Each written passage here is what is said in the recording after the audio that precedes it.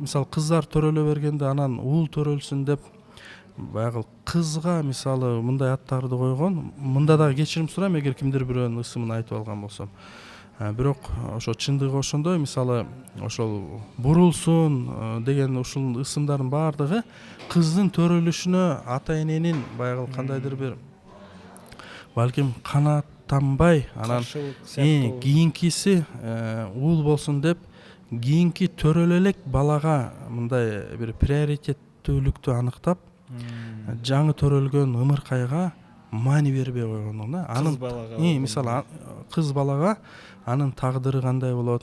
Мисалы мусулманчылыкта адамдын ысымы ошо тагдыры менен жашоосу менен байланышы бар, ошондуктан анын мааниси жакшы болуш керек деп талап коюлуп атса, бул жерде мисалы өзүбүздүн эле кыргызча ошондой ысымдарыбыз мисалы мусулманчылыкка каршы келет.